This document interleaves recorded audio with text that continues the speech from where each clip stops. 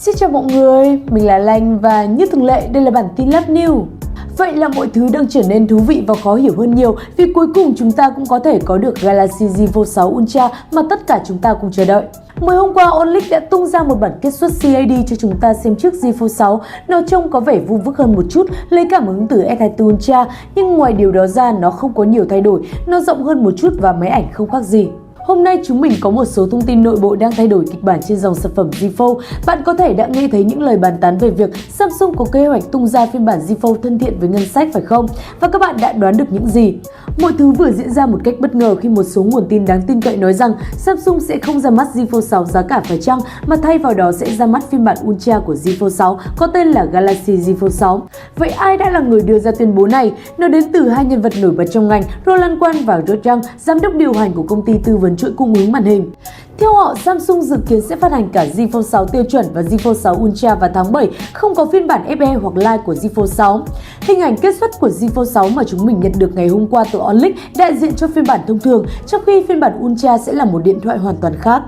Một điều thú vị là Rod Young cũng đề cập rằng Z Fold 6 Ultra đang có khe cắm S Pen được chờ đợi từ lâu mà tất cả chúng ta đều yêu cầu, cùng với màn hình lớn hơn một chút 7,61 inch và 6,25 inch, tăng từ 7,56 inch và 6,19 inch. Bây giờ đây là nơi mọi thứ trở nên kỳ lạ. OnLeak vừa tung ra hình ảnh đầu tiên của Z Flip 6 và thật ngạc nhiên. Về cơ bản nó chính là người anh em song sinh của Z Flip 5. Mọi thứ trông giống nhau, ngoại trừ nó to hơn một chút để có pin lớn hơn. Nhưng bây giờ chúng ta thấy Rod Young nói rằng nó sẽ có màn hình ngoài 3,9 inch, trong khi OnLeak nói là 3,4 inch. Rod Young và OnLeak là những tên tuổi lớn trong lĩnh vực này, họ thường đưa ra những thông tin khá là đồng nhất và chuẩn xác. Thật kỳ lạ khi lần này họ lại bất đồng quan điểm với nhau. Mọi thứ trở nên khó hiểu hơn khi có báo cáo từ Hàn Quốc cho biết Z Fold 6 Ultra thậm chí có thể không tồn tại. Họ đang nghĩ đây có thể là phiên bản bình dân, có thể được gọi là Z Fold 6 FE. Và để hiểu được điều này, Samsung có thể sẽ bỏ nó vài tháng sau sự kiện Unpacked, giống như họ đã làm với S-Series FE, có thể vào khoảng tháng 10 hoặc tháng 11.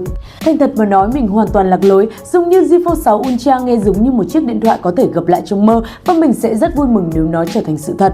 Nhưng sau đó họ nói rằng nó có thể sẽ có giá hơn 40 triệu đồng, thậm chí có thể gần 50 triệu đồng, và nếu là thật thì điều đó hoàn toàn không hiệu quả. Ý minh là con số đó quá cao đối với một sản phẩm tiêu dùng thông thường, vì vậy từ chối trách nhiệm lớn, hãy coi tin đồn này về Z Fold 6 Ultra là muối bỏ bể, ít nhất là vào lúc này, cho đến khi chúng mình nhận được một số bằng chứng chắc chắn. Nhưng nếu bạn hỏi mình đang nghĩ chiếc Z Fold 6 thứ hai có thể là phiên bản rẻ hơn, nhưng chưa biết được điều chính xác gì sẽ xảy ra. Và đó cũng là kết thúc điểm tin. Cảm ơn mọi người đã lắng nghe. Đừng quên hãy like và subscribe kênh để cập nhật thêm những thông tin công nghệ mới nhất nhé. Bye!